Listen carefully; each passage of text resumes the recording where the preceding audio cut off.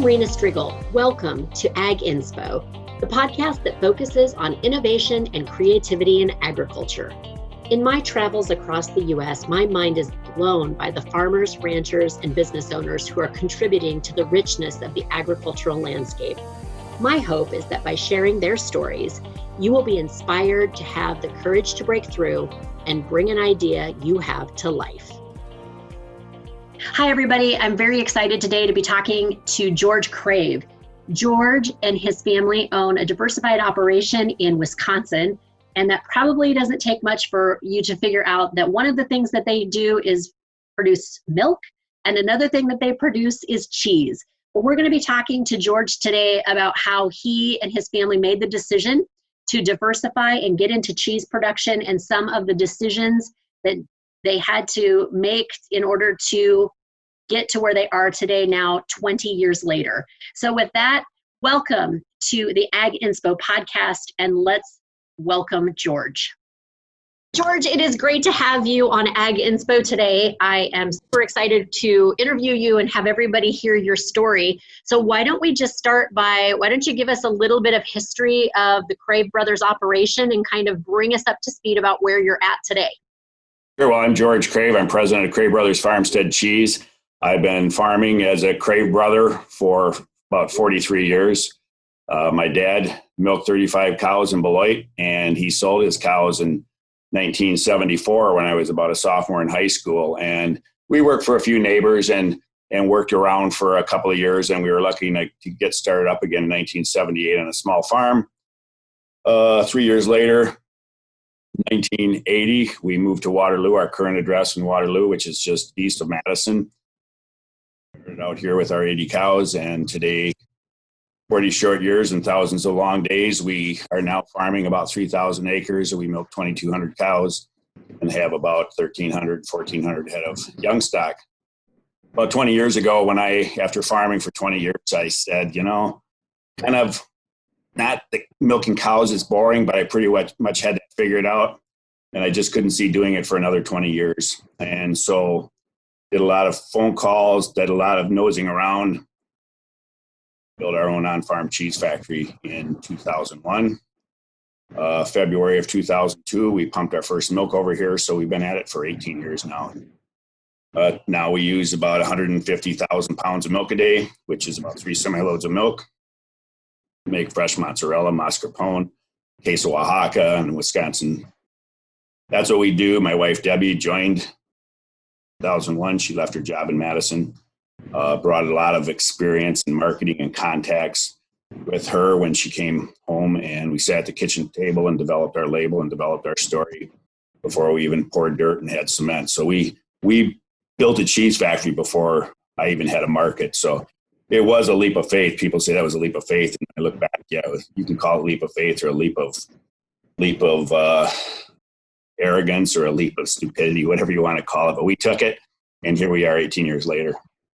Yeah, so talk a little bit about, I think most entrepreneurs can definitely understand the itch that comes when you're feeling like you've mastered something, when you have, kind of reached a pinnacle in one industry and want to spin off into another. But talk a little bit about how you determined that cheese was the way to go.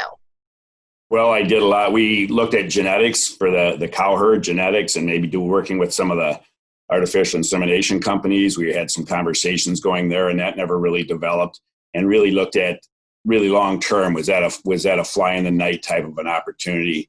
And we already had a large family business with the 4 brothers that we are in business with, and really wanted to say we have enough partners already. We should be able to do something internally with our business. So made a lot of phone calls again, talked to a lot of the local grocery stores. Is it going to be yogurt?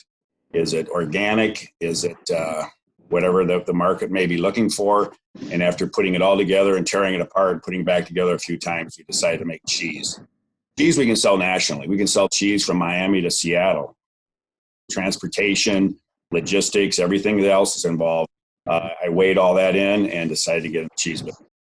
So talk a little bit about, so you decide, you build, but you did not have any experience making cheese. So talk about the journey to actually be able to produce the product. You had the facilities, but no knowledge about how to actually produce cheese. Right. So talk about that a little bit. Well, we knew that this was a big step forward professionally. We all know what farmering means. We know that you can kind of figure it out, or you can, bale or twine it together. And we knew this was not going to be that type of an operation. So we knew we had to really up our game professionally and really invest in professional people. So we went out and hired a cheesemaker right off the bat before we were even had the cement was dry, and brought Kurt Primo in, had his food science degree as a farm boy from just up the road here. And he was kind of in the middle of moving or staying locally. And we were really fortunate and blessed to have Kurt come and work for us. And he's still with us 18 years later. And he brought that, well, this is what we're going to do. This is what we're, and another real asset we have in Wisconsin is we have Center for Dairy Research right here in Madison, which they're just a phone call away. We can drive in, we can talk about it. I can take them cheese, or they can come out here and we'll do some realities, because cheese making is fairly technical. Mm-hmm. And not only making it, but then also packaging it and marketing it. We can always make something. We can make bacon. We can make pigs. We can make a T-bone steak. But how are we going to market it, package it, and distribute it? That's the real next step in the business. So then talk a little bit about that learning curve, how you took the product to market. Did you start with the local grocery stores, or did you actually try to find, a different avenue to take the cheese into the marketplace? Well, through Debbie's experience, we met a few cheese distributors and marketers and partnered with them before we even thought about building the cheese factory. And they suggested the type of cheese to make, and we looked at it and researched it. We made the cheese, they sold it. And we just like a lot of businesses, you kind of really start out crawling and going slow and making a few mistakes.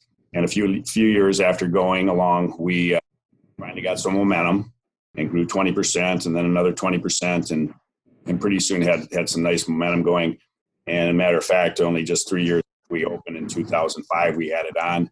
Then again in 2007, we added on to the building again. And now just last year, 2017, we put another large addition on the cheese factory. So today we have 45 employees. They say we make about 18,000 pounds of cheese a day. It all goes in 8-ounce and 12-ounce packages. So you do the math, and pretty soon we're making 30,000 different packages of cheese a day that do get distributed nationally. That's amazing. So, so you've obviously figured out how to get the product out there, but along the way, you've also become extremely excellent at what you do. So talk a little bit about, as you listened carefully to customers, you actually created a internationally recognized product. So talk a little bit about the journey of not only, finding a great use for the milk, but you've also become incredibly excellent in the marketplace due to listening to customers. Talk a little bit about the relationship you have to them. Well, it's important to have a relationship with the customers and distributors. Really, we sell to distributors.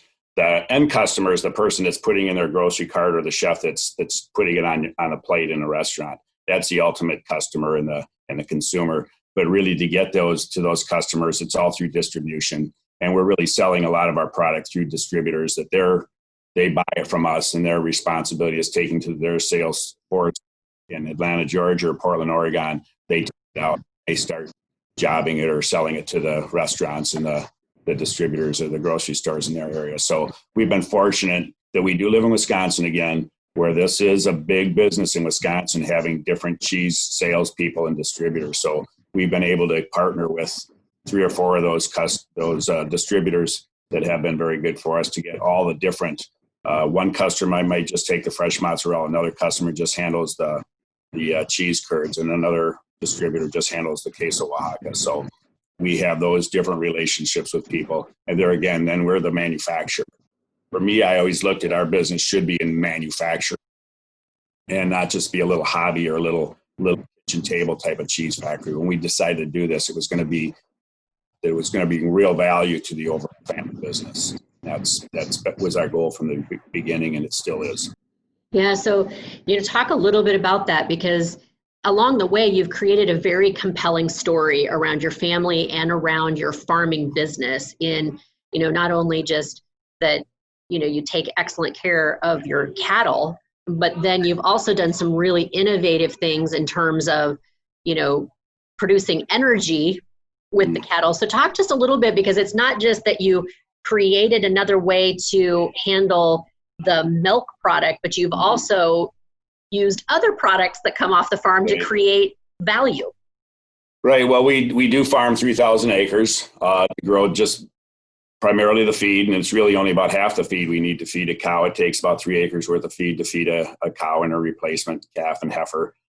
So that's really 6,000 to 7,000 acres of feed that we will use here in the course of a year, that we'll bring in from hay from Nebraska, brewer's grain from Milwaukee, or malt sprouts from Minneapolis. So we'll bring in all those different products and blend up our ration, feed the cows. And I tell people, when we feed a cow, it's for the 5 M's. So we feed for maintenance, meat, milk, manure, and we take it a step further and make methane out of it. We have a methane digester on the farm where all the waste from the farm and the cheese factory go into, and a large generator that's powered off of the methane, not gasoline or diesel, that generates enough electricity to power the farm, cheese factory, and about 300 homes in our community. I don't like to use the term story. That's what we do. That's our action item every day. Mm-hmm. Walt Disney had stories with Snow White and the Seven Dwarfs and Dumbo and Bambi. Those are stories. This is our action every day that we do. So we produce electricity. We produce about 630 kilowatts per hour, which is enough to run a home for an entire month. So you do the math, and we generate enough electricity to power 700 homes. But a lot of the power goes to the farm and the cheese factory. That's amazing. So as a result of that, I think you've got a green certification, I believe, for your operation. Right. I tell people we've been green before green was groovy. Most people don't know what groovy is anymore. Really cool if you don't know that. But Debbie developed a logo with a cow with a little tail that she's swishing, that has a green leaf on the end of her tail. Her switch is a green leaf. So it says produced with renewable energy. And it's just becoming more and more important that we tell our story of what we do out here, our action items that we do every day, from the crops to the cows, cheese to the consumer. So that's what we talk about when you come in to Crave Brothers, or when we're out talking about our business. It's always about, talk about our crops to the cows, cheese to the consumer. At the end of the year, it all comes off the fields, and it's leftovers returned back to the fields to grow next year's crops. Farmers are the original recyclers. Yeah, that's amazing. Talk a little bit just around, I think there's a lot of people that are looking for innovative ways to, create value out of what they're already doing. So you've created value out of, taking your milk and pumping it over to the cheese factory and turning it into product. Talk a little bit about the early days of those decisions. Like, what did it take in terms of, creative thinking and brainstorming and just sort of even just like being brave? I mean, you're farming with 4 siblings, it's a group of 4 of you, and now you've got the next generation coming in. What does it take in terms of, just sort of your critical thinking to be able to do something different than what you've already done? Because you were already farming and producing milk for many years before you decided to innovate and produce cheese.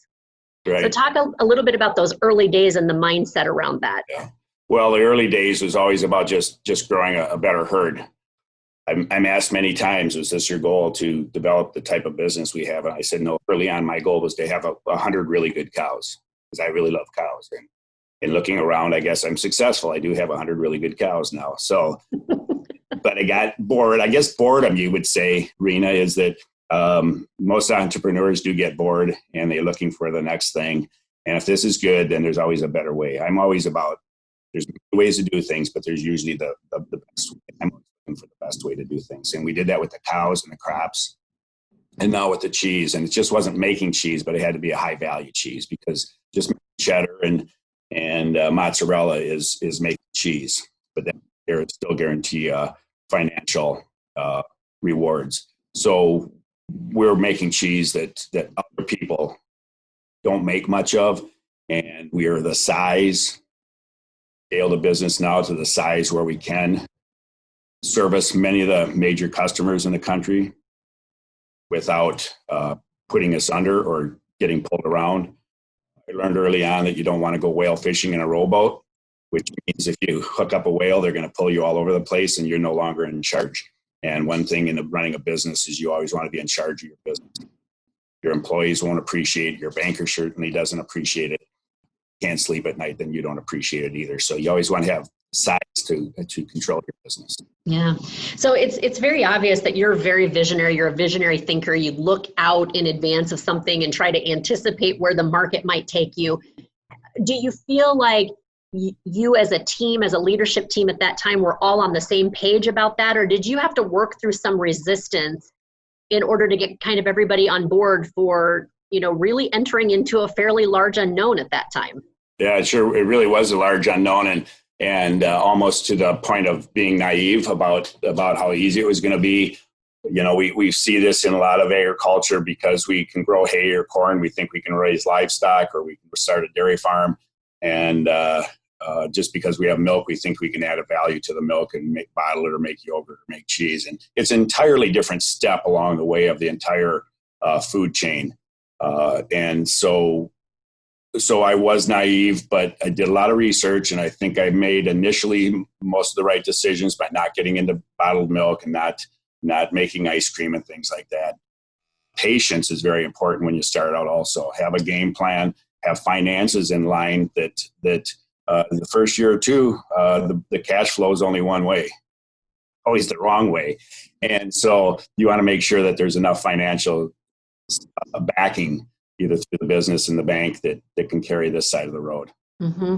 What would you say has been your biggest challenge? You now have many years of success under your belt, but where do you feel were your major points of challenge along this journey?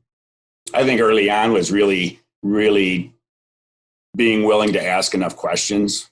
Not probably my biggest fault was I had too much confidence and a little naive to not call a timeout and say, hold it, we have to have a meeting here. We have to bring in a few experts and talk things over sooner than later, and I probably waited too long on a few of those decisions looking back. I try not to look back too much, but realistically, lessons learned. And if I have a problem, I'll get on the phone and call someone or have a meeting, and people from the office and people from the back room and my production guys or family members and say, hey, we're having an issue. Mm-hmm. There's a lot. They're really good at construction. So now instead of me taking on construction projects and remodeling at the cheese factory, I turn that over to him, and he makes the phone calls and heads that up. So I'm no longer trying to do it all over here, which was probably one of my mistakes early on, trying to be too independent. Mm-hmm. Talk a little bit about, you mentioned that you wish you would have maybe called people in sooner to help. When you're starting a new venture inside of, an operation that's already up and functioning, what do you believe are kind of the key professionals that you need to have at the table to help you launch a new idea or a new venture successfully? Mm-hmm. Well, I think if you're going to take a product to the market, knowing what the market is and look at, do some traveling, talk to people at trade shows, get out, go to, your best education is going to a grocery store. You always think you have a good idea and you go to a grocery store, and there's a lot of good ideas in grocery stores or in supermarkets, and it's all happening. So someone's out there behind all those good ideas and those great products. So if you have an idea that you think can get some wheels under it and go to the market, make sure that what competition is, what the price point is, and then work it back from there. Packaging, talk to packaging people, really what it costs, because packaging is a very large expense when it breaks down on a per pound of cheese or a per 100 weight of milk. Take that all the way right back to local regulations. And it takes a lot of work. We spent about 2 years making phone calls and going down the road and taking a left in you get to a fork in the road and you decide which one to take, and you take that until the next fork in the road. And so we did that, and I had notepad after notepad of who to call and phone numbers. And I did that for about 6 months, and kind of very covertly going to the farm office and making calls, 10 or 20 years ago, and finally one of my brothers says, George, what are you doing in there? And I'm like, well, calling around. I'm trying to see about adding value to our milk, getting off the commodity treadmill, taking more control over our product. Like, oh, really? And so we better have a meeting about this. So we had a meeting and told them what I was thinking about. And okay, well, they gave me permission to go ahead and keep making more phone calls and then circle up again in a month, and told them where I was, and they thought it sounded ability. So I asked for permission to, do the morning milking and do the feeding and breed a few cows, and then I'm going to go to the phone in the afternoon, Madison or Milwaukee, to have a meeting, and that's what I'm going to do. And they gave me permission to do that, and then brought Debbie home to carry it on, and here we are today. Yeah. So, talk a little bit too about, how do you keep the idea fresh? So we already know you get bored, and then you want to go do something new. So now you've been doing this for quite a few years. So how have you kept yourself really sharp in this industry? Because it sounds like you started out making a certain type of cheese. It appears that you're still making that type of cheese. So what has kept this business exciting and fresh and new for you? Yeah, I think for me, it's always getting that one new customer that's that other 5% growth, or that's going to give us 10% growth, that incremental growth that we can handle now. It's like going fishing. You're going to catch a fish, but it's always exciting. That's why people go fishing. They're not going fishing to watch the bobber go up and down. They want to hook something. And I like throwing the line out there and seeing what I can get. I find that exciting. Right now, been doing this for 20 years. I told you 1978. So you can do the math. I'm 62 years old, and I know I'm not going to be here forever. And now it's exciting to learn, and communication that I've learned is to bring up the next generational leaders. That's in my family of generational leaders, or people that are in the building. Mm-hmm. Some man I hired 4 years ago, and he has the potential, and I sit down with him and I tell him, you have a big future here. I'm going to help you be a better leader. We're going to have meetings. I'll show you how we talk to people, how we conversate. It's not about getting mad. It's not about being wrong. It's about making the cheese and making sure he's making good cheese. I like to tell people, it's not about you. It's not about me. It's about the cheese. Whenever we talk, it's going to be about the cheese and how to make a good, safe, consistent product for the customer that they're expecting. We're not a big operation. I tell people all we sell is quality. That's our emphasis. Yeah. So you now have gone from one cheesemaker. You now have, how many cheesemakers on staff do you have now? Well, licensed cheesemaker, there's 4 of us. 4. Yes, there's 4 of us, and I have a couple more people that I'm trying to get their license. In Wisconsin, you have to have a license to make cheese. You can be a floor operator and a packaging person, but there always has to be a licensed cheesemaker on a facility when we're making cheese, and a pasteurizer operator. Our niece Beth works with us in customer service and quality now, and we're excited to have her, develop her professionalism over the next couple of years, and have a big part in the future here as Debbie and I pull back a little bit. We step back once in a while, and I pressure test our systems here. When we come back from a little long weekend, if no one's not waiting at the door for us and there aren't notes on the clock when I come in, then I figure that they must have figured it out, which is always good.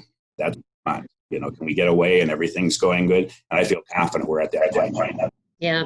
Yeah, because I think that's one thing that a lot of owners don't always think about is we're going to get into something because it's exciting and fun, but then they don't really create that sustainability plan into how do we carry that forward when maybe we want to back away from it a little bit. Right. How have you kept a pulse on what the market demands? I know you are, working with distributors that keep you educated and bring messaging from the ultimate end user, but what are some other things that you do in terms of, just keeping up with what's going on with packaging and regulations and maybe new trendy things that are happening around cheese and food? Right. Well, there's a lot of publications, just like there is in agriculture or any business. It's surprising or shocking how many publications there are, from deli business to retail watch to manufacturing type of magazines. So you page through all those. You don't read every article, but you try to find it. Debbie's really good at paging through them, and I page through them. And I look at big trends, kind of a big trend person, because you can get really off track if you pay attention to too many of the small things. The small trends can be very distracting, and I don't think we can waste our time in that or our energy in a lot of the small little tiny trends. But if a continuous trend, a lot of small trends end up to be a bigger trend. But for us, it's getting to the food shows. We'll go to San Francisco, New York, Denver, Florida, Atlanta a couple times a year. And whenever we travel, even if it's on vacation, they're at a food show, we crash grocery stores.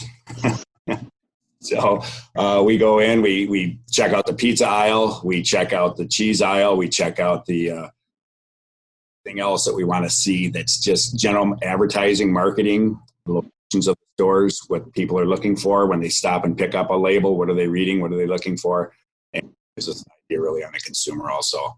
Because living out here in Waterloo, Wisconsin, we have a Piggly Wiggly, and it's a nice little store, but consumers are on the East and West Coast. Population is, and those are the trends, and that large population is the we're going to make and what they're going to consume. So when you do those grocery store stuff, how often do you see something that you and Debbie go, oh my gosh, we've got to go back and we've got to do that? Does it happen often, or is it more of just a double check on what you're getting from your distributors to make sure that you are getting factual information and you're just kind of doing a double check? Well, it gives us, if it's something we think we should be doing, we'll come back and we make phone calls and we ask questions and we say, we saw this label, we saw this color, or it evaluates what we're doing as far as color and labeling and packaging. Auto dealers roll out new models every couple of years, not because their old models were bad. It's just that new is exciting. And so looking for something new and exciting. So we're always checking that out. And if it's a matter of just changing the label or the size, or going from a 10 ounce to a 12 ounce or a 12 ounce to an 8 ounce, maybe that's going to be the trend we have to do. And one thing we learned is that you're going to be asked to do a lot of things by your distributors.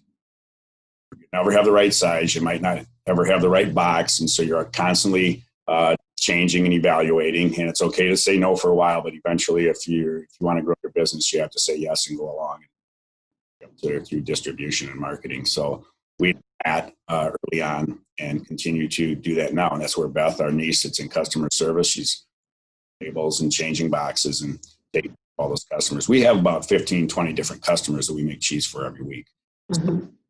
People that we are answering to. Yeah. How has your mindset changed over time from when you were beginning and maybe feeling like you had to give a lot more in order to create some momentum with clients in comparison to how you approach them now? Has it changed, or have you found that you've gotten able to sort of control your own destiny a little bit better now that you're more established? Well, yeah, I think I sleep a lot better now, and I hardly, when I leave the building, I hardly even think about work anymore because things are working well. That doesn't mean I'm taking it for granted, but I try to work between when I'm here and when I leave and make sure everything's covered. The customers we have, I believe they've been long-term customers, which always is reassuring to have them. Don't take it for granted, but you always have to check back in. And we ask for annual meetings with people just to review, get a little bit of face time with them to let them know that we appreciate their business. Is there anything we can do better? Looks like we had a good time last year. We were up 10%. Thank you very much. What does next year look like? Have that open communications. And that's very important. Peace of mind, because I have a board of directors. They're all my brothers and my nephew and our son. And equally responsible for all the employees we have. We have all 90 employees between the farm and the cheese factory, which, Rena, you talk about where we started in 1978. It was just, I wanted 100 good cows, and that took about 2 or 3 people. Now what we have. So being responsible to them also, our employees, our school system, our tax base, and everything else like that. So you step back and you go, okay, this is serious, and we're going to just make sure that I'll go out on the floor a couple hours a day and work with people and walk through the building 3-4 times a day and see everyone that works here. I know their name. I think that's important. Yeah. And so that's how I continue the momentum and I'm positive and gives me energy. Yeah. So talk a little bit about the dynamics of your family, because, I think some people might think, well, if we're going to go into this other venture, I'm definitely not going to work shoulder to shoulder with my spouse. And you made a conscientious decision to pull Debbie back and say, come work with us. So talk a little bit about how you work out the boundaries of that, how you keep some autonomy, and, probably more importantly, how do you handle it when you don't agree with each other? Well, we just live down the road, so one of us can go home. But we understand each other, that she's sales and marketing. She takes care of that part of it, and administration, which she enjoys sales and marketing much more than administration. She's looking at pulling back from that somewhat and turning that over to some new people. But and I do the cheese making and work with employees a lot. She's human resources, but really for me, the human resources is going out and talking to someone. You're not coming on time. We have to look at your vacation slips, et cetera. And I do that. And then also the big picture, capital expenses, how to make the cheese. And one thing from being a farmer that our family's really good at is saying what next and how are we going to do it. The next idea. My dad was always like, yeah, that works, but we can do better. Story that my dad always tried to make a silk purse out of a sow's ear. And when you get all done, it's like, it's a sow's ear purse, Dad. But, it's we have it. So that's where we still are today, is always looking for something, the next way to do it. Working with the family as well. As the building grows, as the business grows, we're able to expand and get off. You take care of the crops, you take care of the machinery.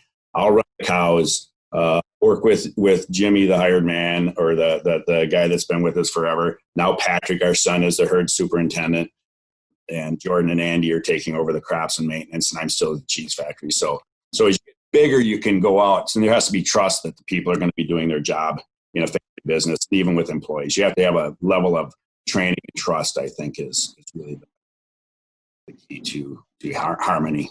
Mm-hmm. Talk about how you facilitate communication with that many family members and that many employees.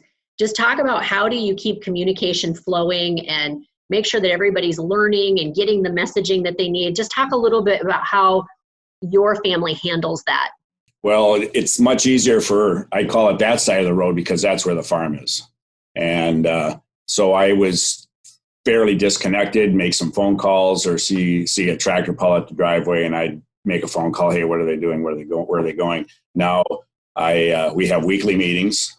We tried to have weekly meetings, but like anyone else, you get busy. This person's gone, that person's gone. So it kind of blew up your schedule. Now we have our L10 meetings, which are they're dyed in the wool. Every Tuesday at 1:00 we have L10 meetings and go through the prescription of how to handle the meetings. And it's very good, because we still notice after doing these for a year that someone will say, hey, how much cheese are we making next week? We'll get to that. And so it gives you a better format for having meetings. Did not grow up in a family where you had meetings. You had meetings as you're going out the driveway or coming into the barn or while you were milking, and usually across the driveway, as how a lot of farmers have their meetings, or tell people what to do or ask for help. And we're much too big a group to do that type, and too large of opportunity for miscommunication. So it has to be very deliberate and sit down and get a cup of coffee if you want one. It's after lunch, and just chill out for an hour or two. And if you stick to a very strong formula, then the meetings don't take for long. It's coming, no surprises. There's no ambushing, if you would say. So and that's always good. Yeah. So, just give some advice to our listeners, because I know right now, innovation is a buzzword, right? Everybody's talking about innovate, change, grow, diversify, get out of the commodity wheel. There's a lot of talk in agriculture about, trying to figure out the new way to bring product to market. So in your opinion, give our listeners just kind of your down and dirty top tips. If somebody's sitting there super frustrated and saying, we've got to do something, and maybe it's because they're not really happy with how things are going, but maybe they're also wanting to bring more family members into the farming operation, and they know they need to create more value to be able to support that.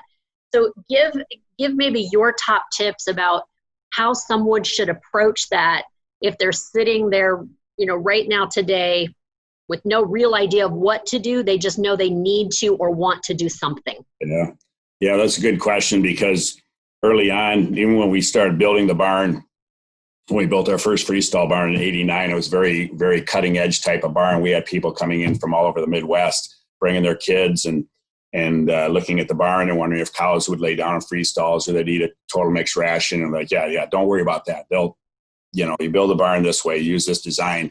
And then they said, who's going to own this in 10 years? The 25-year-old son would come in and the 45-year-old father. I said, who's going to own this in 10 years? Who's going to manage it? That would always stop them, because that's talking about more than just how big a combine do we need? How big a mixer do we need? Those are easy. Those are the easy answers. What are you going to make and who's going to manage it? Where are you going to sell it? Are always the tough ones.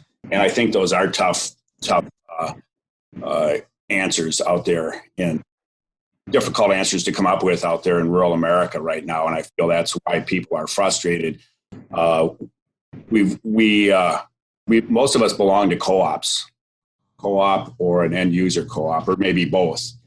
I think we need to demand more out of our co-ops to capture more of the consumer dollar.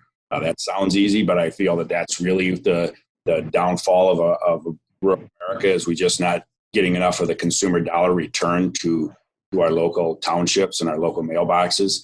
I would say that if you're looking at trying to add value, what is it you have? If you have pigs, or if you have steers or dairy cattle, not easy to add value to that, because it takes processing, it takes marketing, direct marketing, a couple of steers. Okay, we can do that. Most people do that, but is it going to be enough to bring the next generation in? And I think that's the challenge.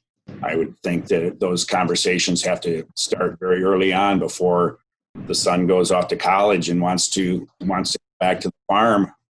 There has to be some discussions about that. And I know that we did that in our family also. My dad sold out in '74, as I said earlier, but when we wanted to start farming again, he kind of took us and said, I don't recommend it, guys. I know you guys like it, but it's not easy.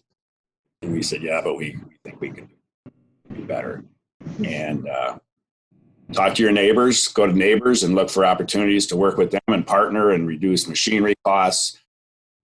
Look at becoming more efficient that way. I think for us, it's always about margin, managing your margin, not necessarily managing the market.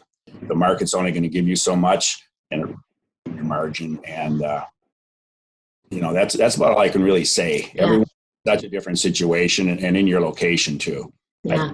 Like a small town or on a highway, you have more opportunities. You're out in the middle of a big prairie somewhere, that's for sure.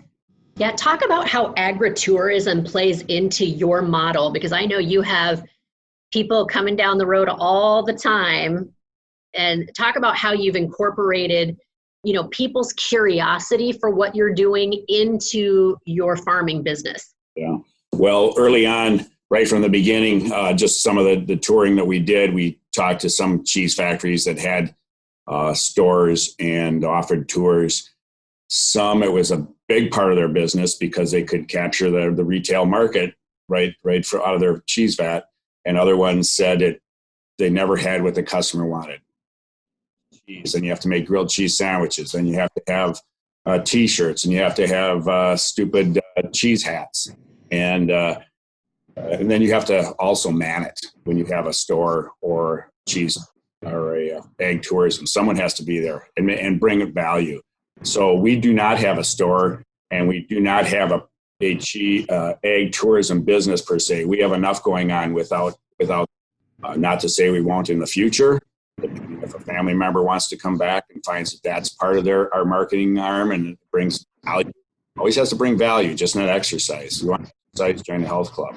But if it brings value, or one or two people can be employed off of that other entity and that other enterprise, I think it has some real validity. I really do. If people are only willing to pay so much for milk and so much for pork chop, then sell them something else. Sell them the sizzle. Mm-hmm. So you're just always evaluating where and what people might want or need or be willing to buy or travel to you to get it. And you're just constantly evaluating that and being open to new things. I think so. I think if I have a strength, it is that I hear what people say, and I constantly filtering that and putting it in different boxes. And I've maybe have the skill or the gift to be able to recall that and line it all up and have it make sense and use it maybe 20 years later. So said that. I remember that, and then you go back and evaluate. Instead, I'm just not for what we have, it sounds like I'm a hip shooter, but I'm very calculated. Yeah. I might shoot from the hip, but I aim really good down there.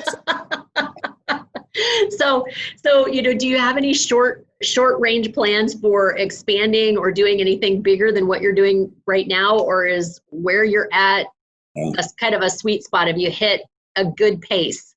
Well, our expansion 2017, 2018, a lot of that was just to give us more room to expand internally inside the building. I learned that you building the walls isn't expensive, and the ends of a building are expensive. Putting the equipment in the building is where the real expense is. So build a building big enough so you can work inside of it once it's finished. And we put in much larger equipment and faster and more efficient equipment. So now we can really turn out it gives us probably another 40% capacity in volume than we were just back in 2017. So continue to grow the business. Someone that comes in here and sitting in this chair in 5 years from now, if they have an opportunity and the family and the board of directors decides that's what we want to do and they can handle it, then they can have at it. But, as I say, my goal here is to run for 3 more years and help shepherd in the next of leaders and be here as an advisor in the future. And say, we tried that before. It doesn't mean it's not going to work this time, but here's what we learned from that. Here's where you have to keep your eyes open. Mm-hmm. So I'm going to ask you one last thing. I'm going to talk to you a little bit about transitioning, because you've mentioned that a couple of times. Sometimes when we're working with producers, they're like, well, I'm not planning on retiring because I don't know what else to do and I don't play golf. So you are, you and Debbie are, planning your transition now. What has made the thought of transitioning easier? Is it because you have hobbies outside? Is it because you've known you've done a good job and the business is in good shape? But talk to me a little bit about the preparation for transition and what you have done to make sure that your mindset is healthy to be able to let go of the reins and pass that to the next group of leaders. I think the first step is to know who's going to take over for you. We're all going to be replaced. The Hall of Fame is full of people that were replaced, and we're going to be replaced someday. So you just get used to that. I think for me, it's bringing in people and working with them. I'm fortunate to have good people. I'm fortunate to have room for people in the building and find spots for them that they excel in, and that makes them valuable, and that brings me peace of mind. And as Debbie and I, we have a lot of outside interests. Most of them are just meeting people and relaxing, a little bit of golf, a lot of traveling, and we enjoy that. Not that we're going to do that full time, but I think future it gives you peace of mind in knowing that there's what we're doing right now. And I think that's a big part, saying what are we going to do. I would suggest that people that say, I'm not going to quit farming, I'm just going to keep going. That's okay, but really who's going to be making the decisions? And someday you won't be there. And what's your legacy going to be? You have a son or a daughter or a neighbor or a nephew, give them an opportunity to spread their wings, and you can step back and you go to the house a couple hours early, or let them take a few more trips around the field because they will be doing it someday. Yeah. Well, George, if our listeners wanted to get a hold of you or connect with you in some way, how would they do that? Well, I'm George at cravecheese.com, and my phone number's on there, and send me an email. I'm not an advisor. I'm not a counselor. I'm not a priest or a lawyer, but I appreciate giving people a few little tidbits. If they have a question, I don't mind answering them, because people have helped me along the way, directly, intentionally, and not intentionally. But I think that's the only way we learn is by other people. Yeah. Or talk to people. So if people have any questions, they're welcome to get a hold of me at George at cravecheese.com. We have a nice website also at cravecheese.com, and a lot of videos. And we've been fortunate to get quite a bit of media attention. the news and had some TV shows about us, and some of those are online also.